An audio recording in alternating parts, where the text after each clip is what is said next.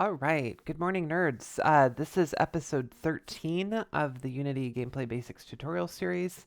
I was going to start off today with, hey, let's hope that nothing unlucky happens, but actually, I lost the entire last recording of this because I set my recording software to record the wrong monitor, and so it just recorded like a website that I had open with a voiceover that walked you through a bunch of tutorials. So we've already had the unlucky scene. You guys just didn't get to see it. If there's enough feedback in the comments, maybe I'll post it as an outtake or something, but it is not worth watching. Anyways, so thank you for joining us. Today's topic is adjusting position with collision, which can actually be helpful for a number of other kind of, related issues, because this is mostly about detecting collision and doing something with it, and then also seeing some different ways that we can reposition our objects. Excuse me. We've done a lot of repositioning with things like collision pushing you into a certain spot. We've done some things with nav mesh. We've done some things with reflection by making our collision bouncy, for lack of a better word.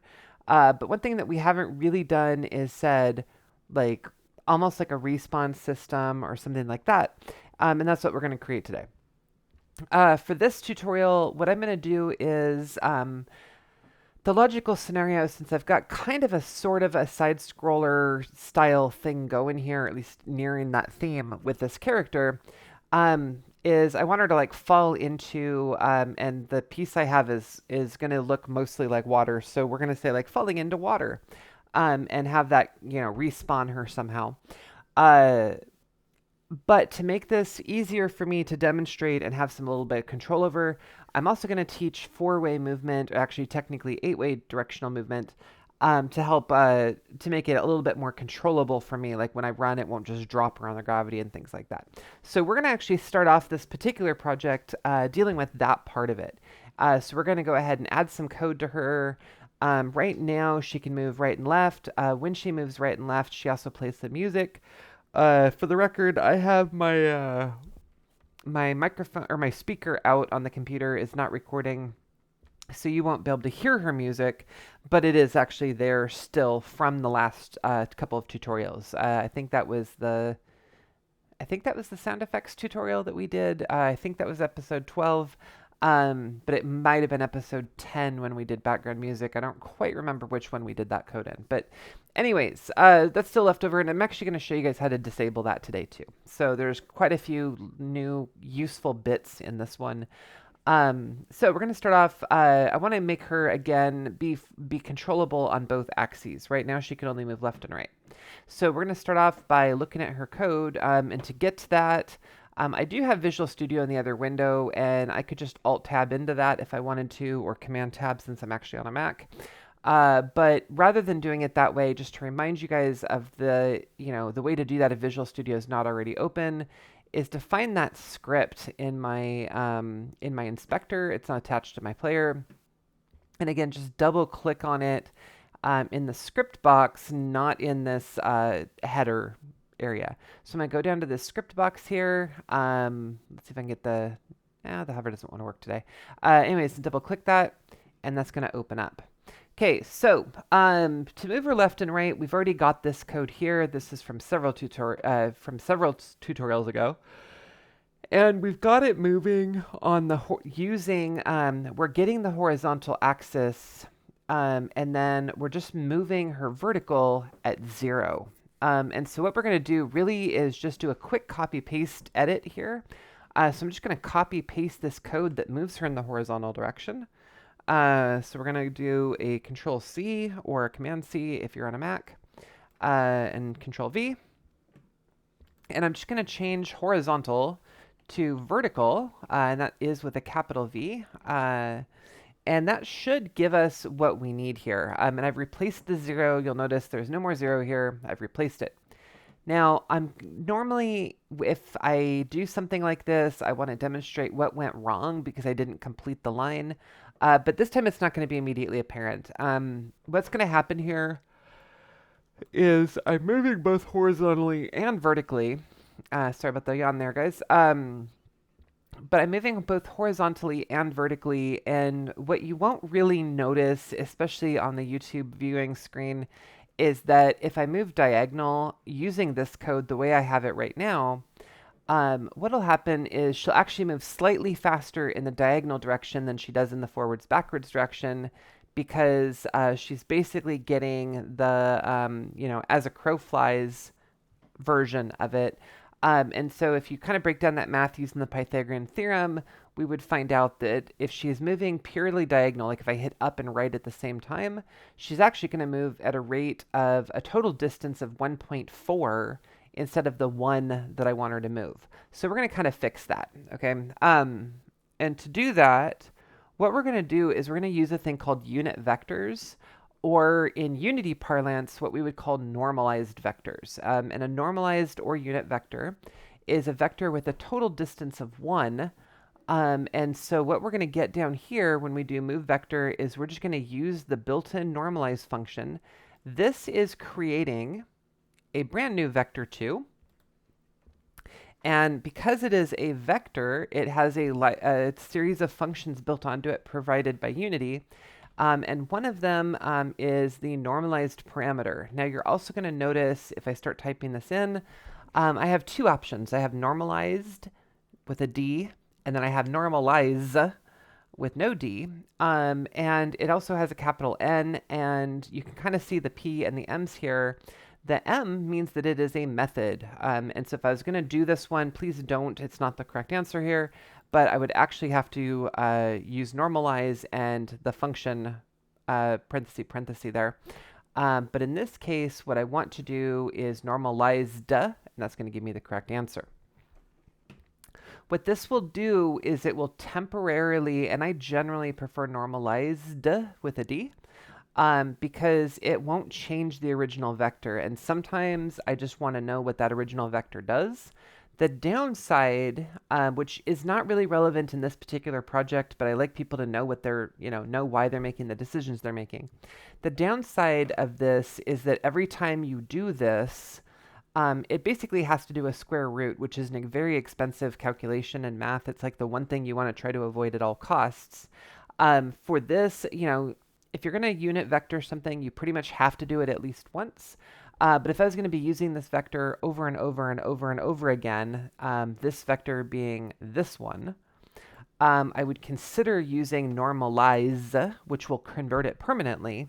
But since I'm basically just going to take the result of this and apply it to the move vector, dot normalized makes a lot of sense with the D there. So normalized is probably the right call for this one. So that's, usually I try to use normalized where I can, but that isn't always an option. Okay, and now basically everything's gonna just work. While I'm in here, I also, just because honestly I hate this music as a run audio. I don't want to be insulting to the creator, but as a run audio, it's not pleasant. Maybe as a background audio or something else, but it's not a good run song.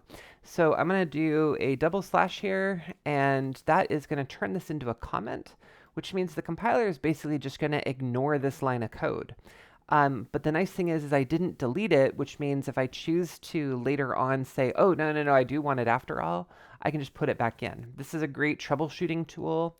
You can use it to temporarily knock out some code if you're trying to figure out where your problems are. So I use this one all the time. And we can also use it to leave ourselves notes, which is the actual intent of the comment system. And then I'm going to do the exact same with this. And since that audio should never play, I'm going to go ahead and just comment out the stop because there's no way to start it. So we're in good shape here. But it still exists. I could still trigger it. And I certainly could uncomment those lines of code to put it back. So now that we've got that, we're going to go ahead and save our code. And we are now in a pretty good position here to go ahead and test. And this should put us in a position where we're basically ready to run this project. So let's go ahead and test this, if it'll let me. And what we should get here is, again, that 4 or technically 8-way movement.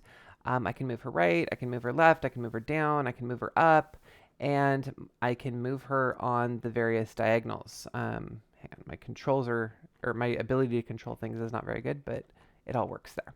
Okay, so she's in good shape.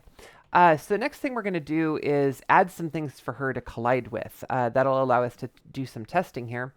And what I'm going to do here is we previously, when we were doing kind of the Pong and teaching how to do reflection and stuff, we had some other sprites here. So I'm going to use these. And so I've got a paddle and a wall that already exist. And I'm going to basically make a waypoint system here. That'll be our long-term thing. But for now, I just want to take this wall and I'm going to drop it here. And now we have a wall sprite, and you're going to notice it is really tiny. That does not look like water at all. So I'm going to go up into my inspector, and I'm going to set my position to 0 to just kind of get that centered. And I'm going to scale it. I think we did in my practice. No, it was a little bit bigger than that. I'm going to scale it to about 15 wide. And heck, might as well do, and I think I'm just going to do 10 tall. That way it's tall and I can see it, but it's not necessarily enormous. And there we go. Okay, the next thing I'm going to do is I'm going to check my player. I think we've already done this, so I want to but I want to walk through the double check. I want to make sure that I have a rigid body 2D on my player, and I have a box collider 2D. Any collider would technically work with what we're about to do, but the box collider is what we've used for this character. But this would work with a circle collider or any of the other ones. And the same exact technique would work in 3D if I was using a box collider, not a box collider 2D, in conjunction with a rigid body, not a rigid body 2D. If you have 2D colliders, you need 2D rigid bodies. If you have non-2D colliders, you need non-2D rigid bodies. So you just need to be consistent there. So I do have everything I need on the player. That's fine. I don't really need to change anything there. On the wall, I do need to add that same stuff. So I'm going to add a box collider 2D. The defaults are just fine here. The only thing I'm going to change here is I'm actually going to change this to a trigger. I want it to be that she doesn't like land on it and is stuck on it. I want her to pass through it. But if she passes through it, then it's going to actually trigger the behavior. But if I wanted it to affect on a bump, I could certainly uncheck that box. So I'm going to go ahead and use the box collider 2D with trigger. And then again, I'm going to add that rigid body 2D, which supposedly I'm not supposed to need, but I found that it's just easier to just double check and make sure. The one thing I'm going to do here is actually two things. I'm going to get rid of the gravity scale. I don't want it to fall on me. So I'm just going to hit 0 there so it's not affected by gravity. And then I'm also going to hit my constraints. I'm going to freeze. There's no reason that this thing needs to move at all. It certainly doesn't need to rotate. So I'm just going to check all those constraints. And if constraints is not showing for you, you probably don't have this little triangle clicked. So we're just going to click that triangle next to constraints, make sure that they're all checked. And now I've got my object. And what you're going to notice versus the colliders that we've already worked with, in previous projects, we have not used trigger colliders. And what you'll notice with this project is I can move her through the water, and she's just going to fall through or pass through it. And right now, it's not really doing anything. So what we're going to do to her now is actually make her react to the water. And for now, what I'm going to do is I want her to spawn. I'm just going to respawn her in the center of the screen anytime she hits water. So for the code for that, what we're going to do is we're going to look at, again, I'm going back to her code. After this fixed update, but before we end her class, I'm just going to stop right here, and I'm going to go, I'm going to use IntelliSense here. And we've got technically 6 different functions. We have a series of on collisions, which would be what we would be using if we were not using triggers. So this would be stuff that we would use had we unchecked that trigger box. But it's going to functionally work the same way as what we're about to show you. So I want you to know that it's there. But also, again, it will only work if it is not a trigger. This stuff won't detect on a trigger. Okay, but what I'm really going to do here is on trigger. Okay, and what we've got here, again, is 6 more functions. Just as a quick run through, we are in 2D, so we need to use the 2D versions. So that kind of pulls us down to only 3 choices. Enter is going to trigger once when you first are colliding. So the first instant that you touch the thing, that one will fire off, and it will only fire off once. On trigger exit is kind of the opposite. It's as soon as you stop colliding with the thing, it will trigger. And then on trigger stay will continuously trigger once per frame or once per tick as long as you're in collision with the object, so roughly 60 times per second. That's great for things like slow oxygen drain if you're doing an underwater level or things like that. But for this purpose of just doing that reset when you die kind of a thing, you fell in lava, you fell in water, pop you back up to the starting point, we definitely don't want to use stay. The best option is going to be on trigger enter, and since we are a 2D program, since we're using 2D colliders, we definitely want to do this 2D one. What this is going to do is this is also going to have a built-in, it's going to complete this type for you, so you actually do need the whole thing, private void on trigger enter 2D, with a collider 2D called collision being passed in. That collision will refer to the collider on the object that you hit. So for example, this code is on the player. When she hits the wall, it's going to go look at the wall, it's going to find this collider, and that's the thing that's going to get reported is you hit this collider. I can get more information about the game object, its tag, things like that, but that's kind of what I'm hitting. So collision is that collider that you hit, not your own. Okay, so when I hit the collider, we're going to start off very, very simple. All I'm going to do is take my transform.position, which is my current location, and I'm going to set it equal to, and you need to use vector 3s with positions in Unity because everything, really under the hood, everything in Unity is 3D. So we're going to do vector 3.0, which is a vector of 0, 0, 0. And we're going to go ahead and save that. And when I run my code, someday, come on.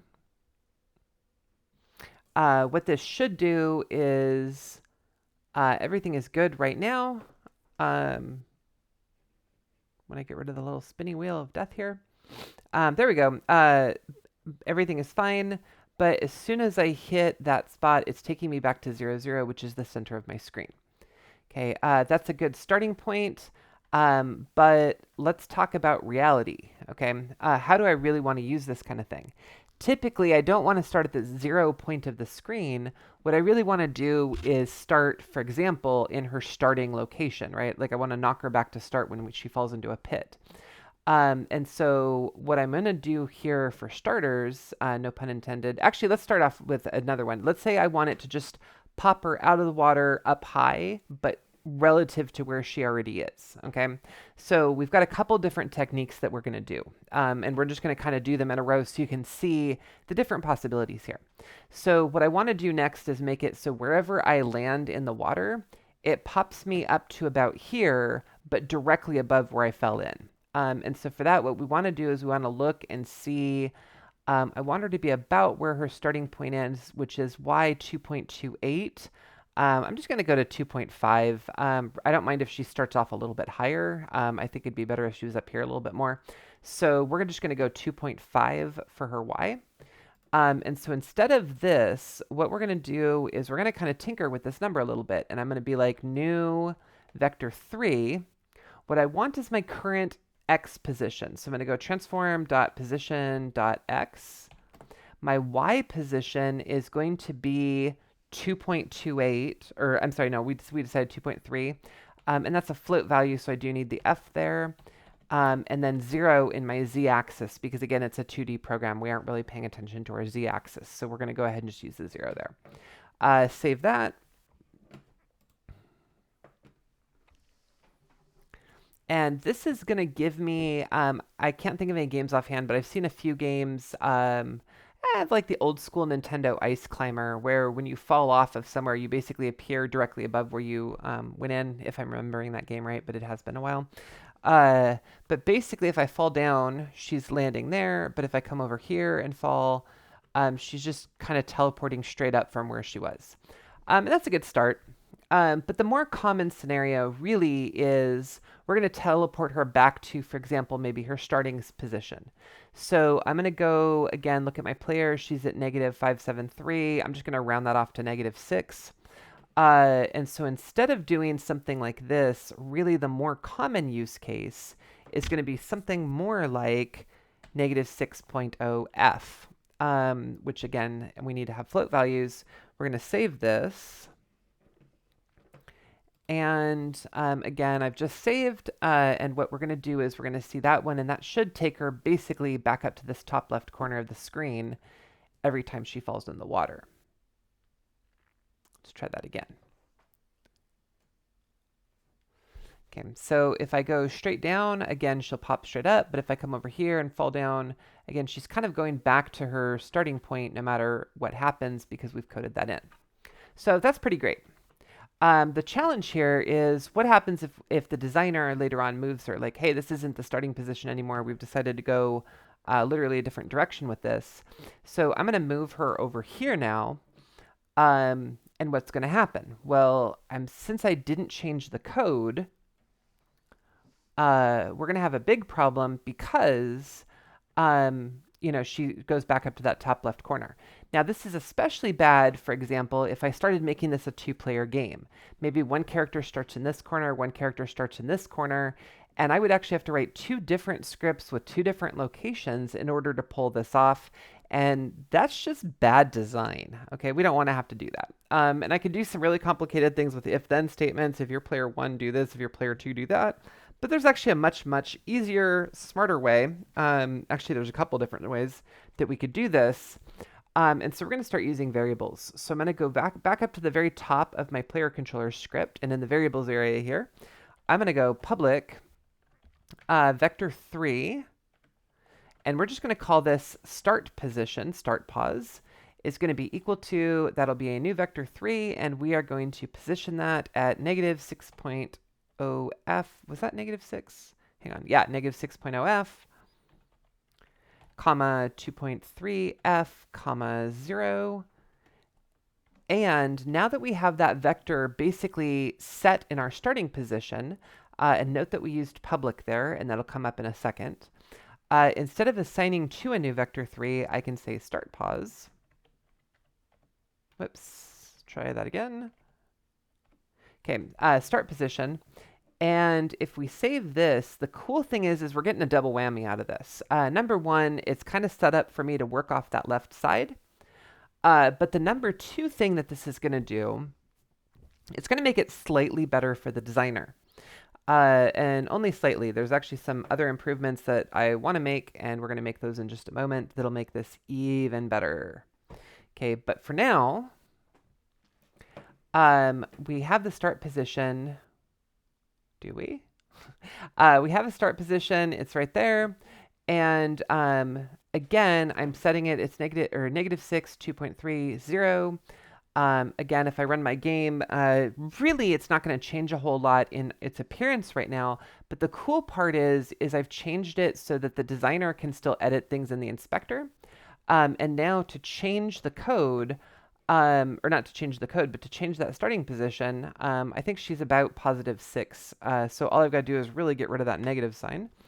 And as a designer in Unity, without having to touch any code at all, I've now changed her starting position.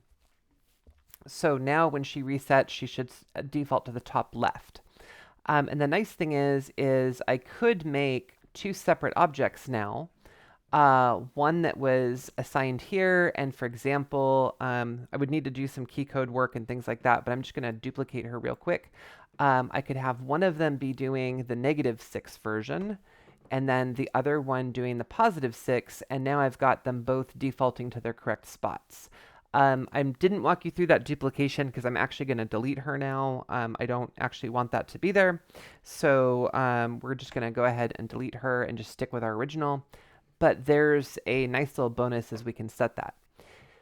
Now, here's the next problem, is the designer is not always going to think about this. And this isn't really good design from a programming context because, for example, what happens later if the designer says, oh, I want a starter right here? Okay, then the designer's also got to remember, oh crap, I need to figure out what her position and everything is, and then come down here and duplicate that position into her starting position. And that's really just a clunky way to do it.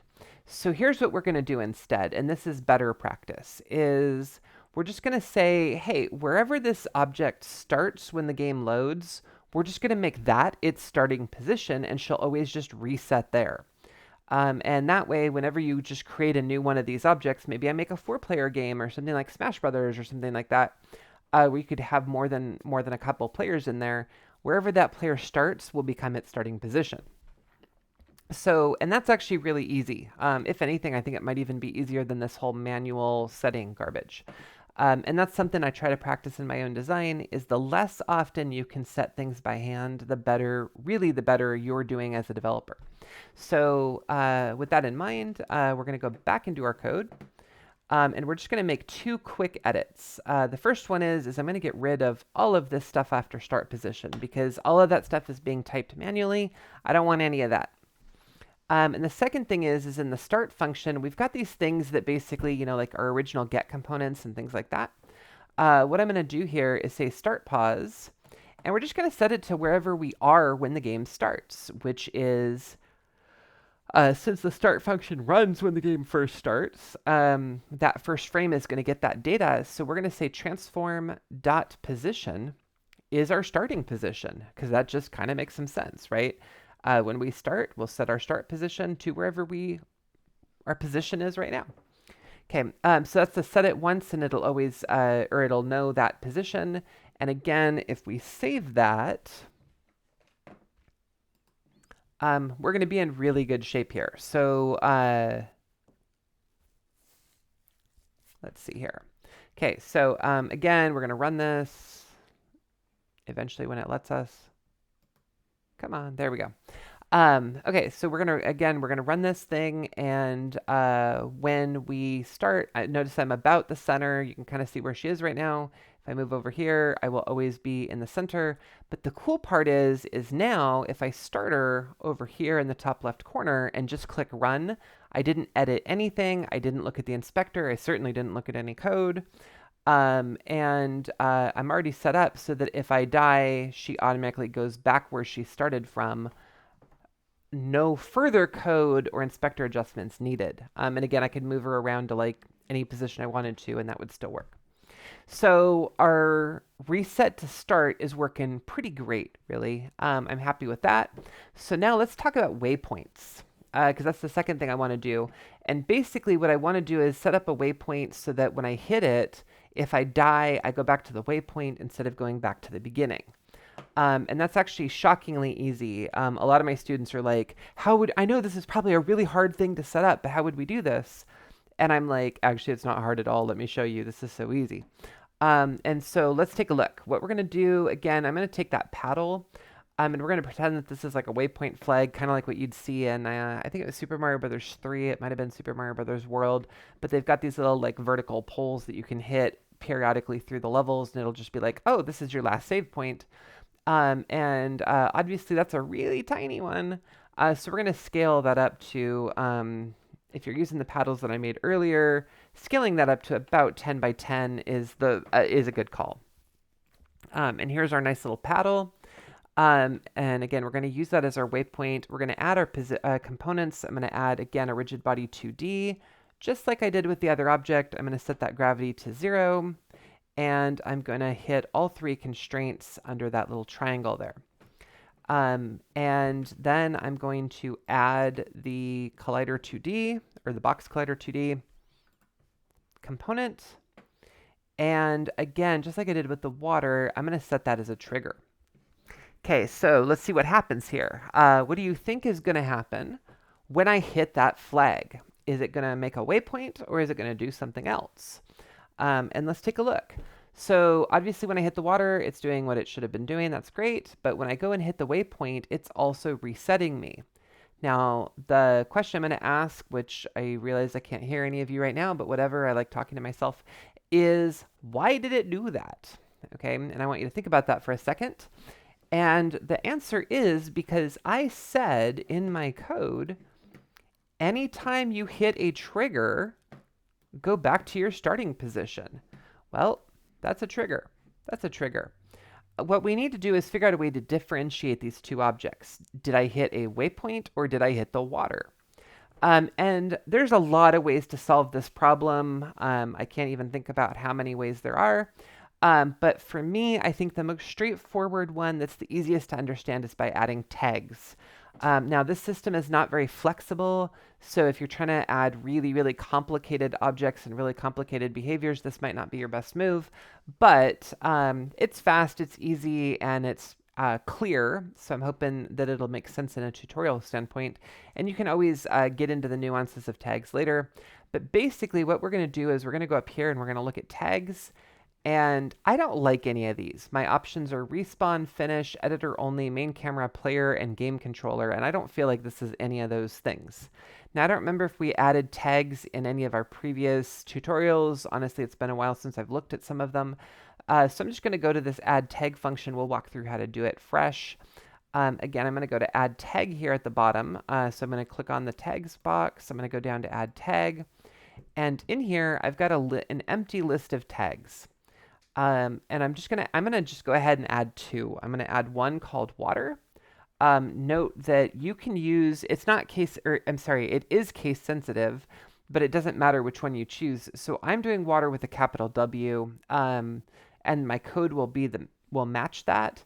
If you do something different, just make sure that they match exactly, including capitalization. So I'm gonna do water and save. And then I'm also gonna do waypoint, again with a capital W, and save. And now I have two brand new tags. So I'm good to go there. I'm going to go to my wall and I'm going to assign it the water tag because it's dangerous, deadly water. And I'm going to go to my paddle and I'm going to assign that the waypoint tag because that's intended to be a waypoint. Now, just by doing that, I didn't really change the equation any. If we go back and test again, we're going to get the exact same results that we got last time, which is, shockingly, we still die. And that's because our code really still says whatever you touch, you die. So let's go back and look at our code. The next thing I want to do is really, I only want to do this if we hit water. So I'm going to add a little bit of code right before that. I'm going to give myself an empty line here. And we're going to add code called if. And again, we're going to reference this collision object, which again is the thing that I hit.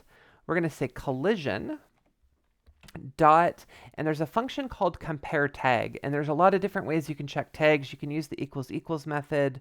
There's a few other things you can do, but the compare tag is a little bit more efficient.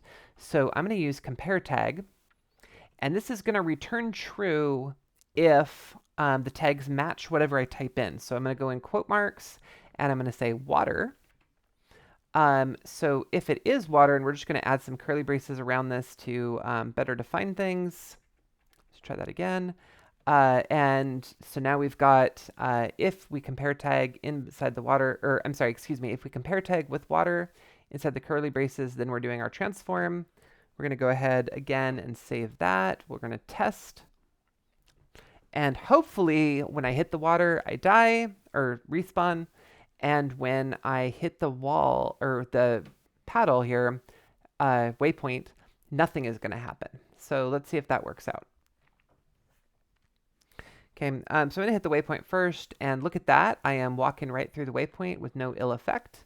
When I come down here, and so the one thing I am going to call out right now is our waypoint is not working, but the water is working correctly and the waypoint isn't killing us anymore, which is a nice little improvement. I'm sure she's very happy to not be dying every time she touches it.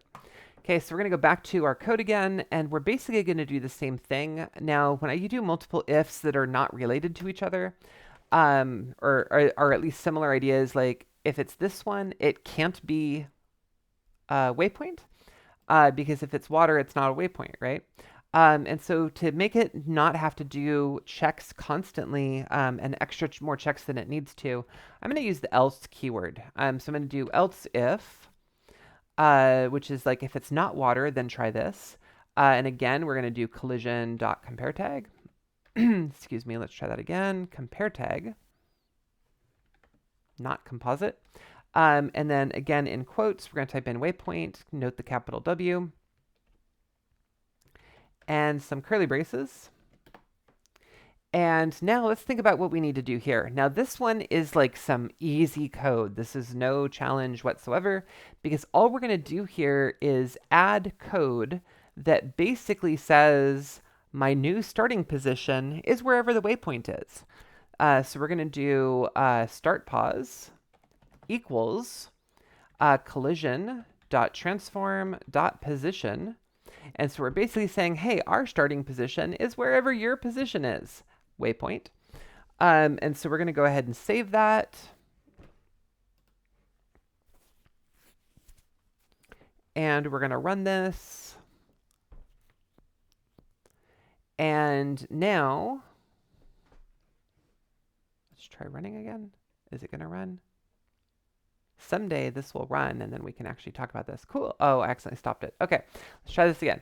It's always a little slow right after you do that fresh reload of code. So again, I'm dying normally, but if I come over here, it doesn't really give me any messages or anything, but I'm sure it worked. And you'll notice that I'm starting over by the waypoint instead of where I used to start. So the next thing I want to try is when I collect the waypoint, I don't want it to be there anymore. I want to make that invisible. And so what I'm going to do is just disable it when I get to it. So after I've changed its position, or changed my start position, we're also going to look at collision. And collision, we can actually look at its game object. So we're going to say collision.gameObject. And there's a function on all game objects called setActive. So we're going to do .setActive. And that says whether or not it exists. And I'll kind of demonstrate it in the inspector, but we're going to make it false under its setActive. So we're going to say, hey, when we hit the collider, we're going to just turn that game object off. Again, I'm going to save this code. And what this is going to replicate is if we go into any game object here, I'm going to show you the inspector way to do this. If I look at my paddle, and I'm just in design mode in my scene view right now, there's a little check mark, and that's the active check mark. If I check it, it'll make the object appear, which it is now. If I uncheck it, it makes the object disappear, but you'll notice that it still exists. That paddle's still there. It's just not doing anything. Unity is basically just ignoring it. So I'm going to recheck it, and now it exists again. And so that's basically what you're doing when you do setActive, is you're kind of messing with that checkbox. Okay. So we're going to leave this active, and again, we're going to go for that game object.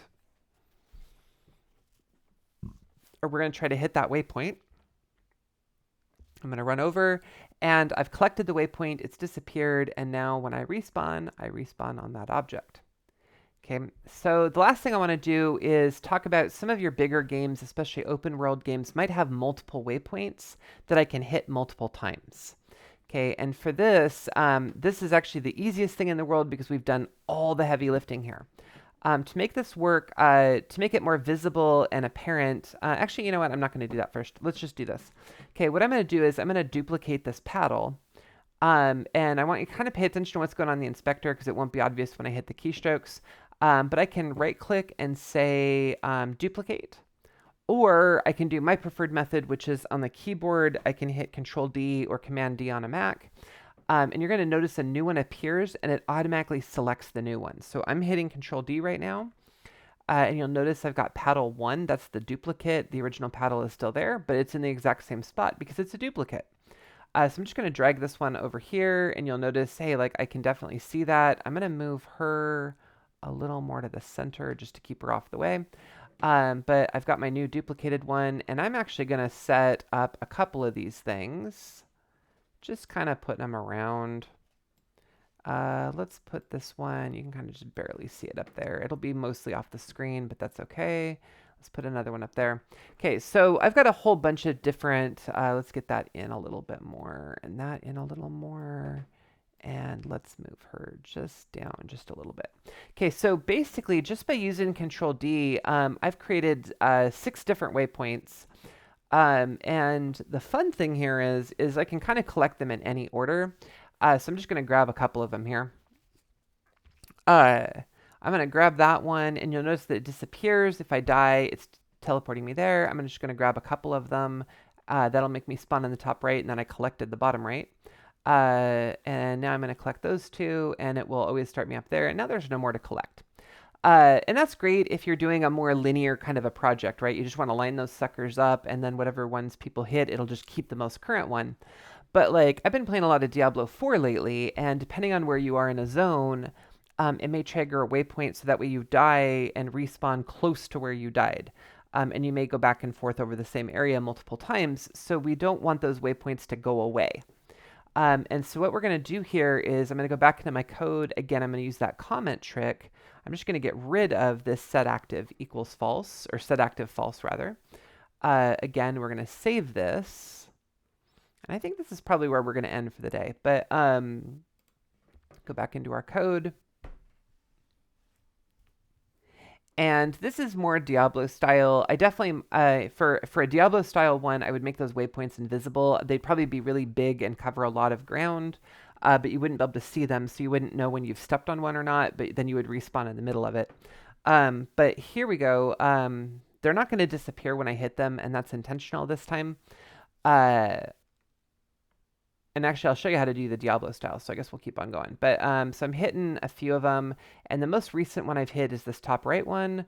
And you'll notice I'm respawning on that. I'm going to go over here and hit this guy, and now when I die, I go back to that spot. And I can basically just keep on recollecting these things in any order I want. I meant to hit that one. There we go. But I can basically hit these in any order I want, and they will trigger and keep on refreshing. Okay, the last thing I'm going to do is show you, I like the visibility of being able to see them and see where their boundary areas are. But if I wanted to, especially again, going back to that Diablo example of they're kind of invisible, I just kind of hit them as I'm exploring territory. One of the things we could do here is highlight all of my paddles and just simply turn off the sprite renderer. So I'm just going to uncheck this sprite renderer box in the inspector. They all go away, but the fun thing is I can still see all their collision boxes. And if I re-enable their sprites, I kind of like this because if I re-enable the sprite, it allows me to kind of see where they are very visibly and cleanly. Yeah, I can do that with the green squares or green rectangles, but it's not as clear, especially if I've got like maybe grass on the ground or something that might be already green. So I like the visibility of those sprites, but I just don't want to see them during gameplay. But the collision boxes still work. This is just turning off. This one up here disables the object. It's not there anymore. This one just disables whether or not I can see the sprite. Okay, and so if I run this, this is going to be our last trick of the day. If I run this, they're still there. So like if I go over here, I've definitely hit that one. If I die, I hit it. I think there's one kind of right in there somewhere. There's one about there. There's kind of one right in there, which hopefully, yep. And then I hit the bottom one, but that's okay. So I'm hitting all these various waypoints, and it's gonna again take me back to the most recent one that I've hit. But they're all kind of invisible, and I've kind of marked off my territory as far as like where do I want to respawn from. So we've got a lot of different options here. There's a lot of different ways you can use this. It's a very versatile kind of a trick. So what we've learned today, just to do a quick recap and review, we're hitting about the 45-minute mark, so I want to make sure we get this over with. Do a really fast recap. We learned how to set waypoints. We learned how to disable code. We learned how to manually position a sprite. We learned how to use a variable to position a sprite. We learned how to reset that variable on start. We learned how to reset that variable using waypoints. We learned how to disable an object when you click on it.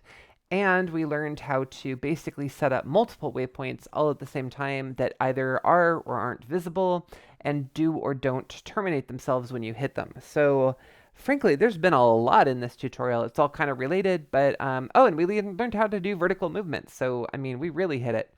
So there's been a lot going on in this one. I hope you got something out of it. Again, this has been Unity Gameplay Basics number 13.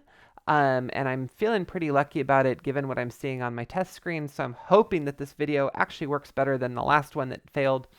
And as always, when we do these videos, if you found it helpful, please like and subscribe. And in always, as we part, we'd like to ask you to keep on creating. Have a great night, nerds. Take care.